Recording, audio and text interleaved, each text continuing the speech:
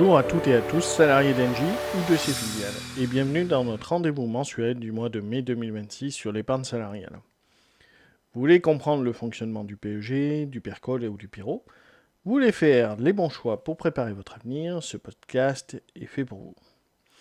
Ce mois-ci, on va parler des marchés, de votre déclaration d'impôt, du courrier AXA que vous avez reçu sur votre PERO, et surtout, on va faire un tour complet de votre espace client AXA pour que vous sachiez exactement quoi vérifier. Alors restez bien jusqu'au bout. Avant de commencer, le rappel habituel. Les informations présentées ici sont d'ordre général et ne constituent pas un conseil financier personnalisé. Pour toute situation individuelle, n'hésitez pas à nous contacter. Commençons par un point sur les marchés.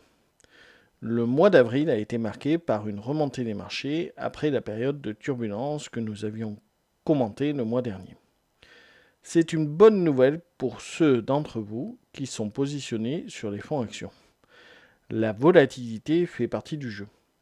Et on le voit encore une fois, les marchés peuvent baisser, mais ils remontent aussi. Regardons maintenant les performances du PEG. Sur le tableau que vous avez sous les yeux, vous retrouvez les performances sur 1 an, 3 ans et 5 ans annualisées avec l'horizon de placement recommandé pour chaque fonds. Quelques points à retenir. L'épargne monétaire niveau de risque 1 sur 7 reste stable, avec 2,2% sur 1 an. C'est le fonds refuge sans surprise. J'épargne 2 diversifié, risque 3 sur 7, affiche 10,43% sur 1 an et 4,85 annualisé sur 5 ans. Un bon équilibre. Épargne Action Monde, risque 4 sur 7, reste le grand performer, avec 28,22% sur 1 an et 12,98% annualisé sur 5 ans. Des chiffres qui parlent d'eux-mêmes pour ceux qui ont l'horizon de placement.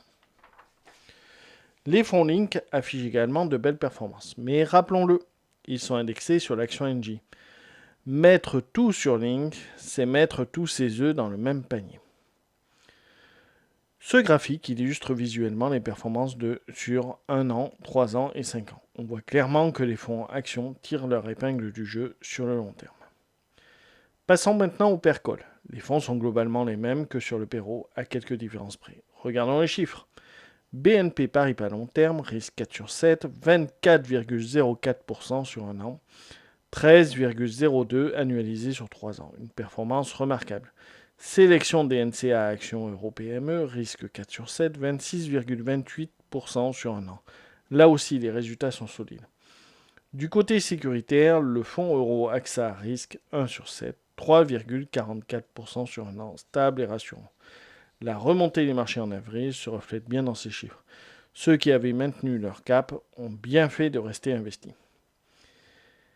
Et voici la représentation graphique de ces performances PERCOL sur 1 an, 3 ans, 5 ans.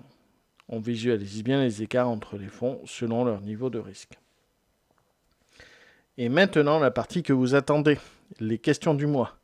Ce mois-ci, on a 2 sujets majeurs, la déclaration d'impôt et le courrier AXA pour votre PERO. Déclaration d'impôt, quoi déclarer et comment? Nous sommes en pleine période de déclaration d'impôt. Et chaque année, la même question revient. Qu'est-ce que je dois déclarer au titre de mon épargne salariale? La réponse est simple. Et le bon réflexe, c'est d'aller sur votre espace épargne salariale sur le site egepargne.com. Une fois connecté, rendez-vous dans l'onglet Services, puis Mes informations fiscales. C'est là que vous trouverez tous les montants à reporter dans votre déclaration de revenus. Normalement, c'est pré-rempli par l'administration fiscale, mais il est important de vérifier votre déclaration. Celle-ci porte sur vos revenus de l'année précédente, donc ici les revenus 2025. Vous avez également accès aux données de 2024, 2023 et 2022. Tout est là, clair et accessible. Pas besoin de chercher dans vos anciens courriers. Le courrier AXA sur votre PERO, qu'est-ce que c'est? Vous avez reçu ou vous allez recevoir un courrier d'AXA concernant votre PERO. Le plan d'épargne retraite obligatoire. Ne le jetez pas, c'est un document important. En première page, vous avez un résumé de votre situation, vos identifiants clients, votre numéro de contrat et surtout la valeur de votre épargne retraite au 31 décembre 2025. C'est votre photo de situation à fin d'année. Prenez le temps de la regarder. En page 3 du courrier, vous trouverez quelque chose de très utile. Une simulation de votre rente annuelle. AXA vous projette ce que vous pourriez percevoir si vous liquidiez votre contrat à 64 ans ou 67 ans. C'est une estimation indicative basée sur votre épargne actuelle avec une hypothèse de revalorisation de 2% par an. Mais ça vous donne un ordre d'idée concret. Cette simulation est réalisée avec le nouveau barème réglementaire en vigueur depuis janvier 2025. Toujours en page 3, AXA attire votre attention sur 2 points essentiels, et on va y revenir en détail juste après. Premièrement, la mise à jour de vos informations personnelles. Deuxièmement, votre clause bénéficiaire en cas de décès. On y revient maintenant parce que c'est vraiment important. Pour gérer votre PERO, le site à connaître, c'est ere.axa.fr. Connectez-vous avec votre identifiant client, celui qui figure sur votre courrier AXA en première page. Sur la page d'accueil, vous avez une vue synthétique de votre contrat. Vos versements obligatoires, vos versements volontaires, déductibles et non déductibles, le montant de votre épargne retraite à ce jour. Vous avez aussi accès directement à des actualités importantes comme la déduction d'impôt ou votre clause bénéficiaire. Dans le menu, cliquez sur Mes coordonnées. Et là, un point d'attention très important.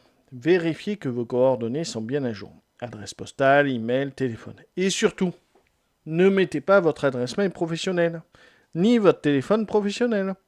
Ce compte est un compte personnel. Quand vous serez à la retraite, vous n'aurez plus accès à votre messagerie NJ. Ce sont ces coordonnées-là qui feront foi. Si AXA doit vous contacter dans 10 ou 15 ans, c'est sur ces informations qu'ils s'appuieront. Alors prenez 2 minutes maintenant pour vérifier et mettre à jour ces besoins. C'est simple, c'est rapide et ça peut éviter bien des complications plus tard. Enfin, rendez-vous dans l'onglet Mon contrat, puis bénéficiaire en cas de décès avant la retraite. La question est simple mais fondamentale. Si vous décidez avant la liquidation de votre retraite, qui bénéficiera du capital accumulé sur votre PERO? Par défaut, c'est la clause standard qui s'applique. Elle prévoit, dans l'ordre, le conjoint survivant non séparé, puis le partenaire de Pacs, puis le concubin sous condition, puis les enfants, puis les parents, puis les héritiers. Cette clause, par défaut, convient à beaucoup de situations. Mais si votre situation personnelle est particulière, famille recomposée, enfant de plusieurs unions, personne à charge spécifique, vous avez la possibilité de personnaliser cette clause. Vous téléchargez le formulaire directement depuis le site, vous le remplissez, vous le datez et signez, et vous l'envoyez à AXA. Ne négligez pas ce point. La clause bénéficiaire, c'est votre dernière volonté sur ce capital. Prenez le temps d'y réfléchir.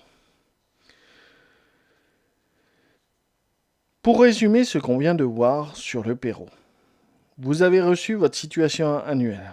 Vous savez maintenant où aller pour la consulter en ligne, comment vérifier vos coordonnées et comment gérer votre clause bénéficiaire. C'est un ensemble de petites actions simples qui peuvent avoir un impact très concret sur votre avenir et celui de vos proches. Voilà pour ce mois de mai. Les 3 messages à retenir. 1. Les marchés sont remontés en avril. Restez investi selon votre horizon de placement. Ne cédez pas à la panique à la moindre turbulence. 2. Déclaration d'impôt. Allez sur egepargne.com. Onglet Services, mes informations fiscales, tout y est. 3. Courrier AXA reçu. Connectez-vous sur ere.axa.fr, vérifiez votre simulation de rente, mettez à jour vos coordonnées personnelles et pensez à votre clause bénéficiaire. Est-ce qu'il y a des points sur lesquels vous souhaitez qu'on revienne plus en détail le mois prochain? Sur le PERO, sur la fiscalité des versements volontaires, sur les fonds disponibles, dites-le nous en commentaire. Et si vous avez une question plus personnelle sur votre situation, envoyez-nous un mail à épargnesalarialenj@gmail.com. On répond à tous les messages. Likez la vidéo, abonnez-vous à la chaîne. On se retrouve le mois prochain pour une nouvelle chronique. La CFDT reste à vos côtés pour défendre vos intérêts. À bientôt.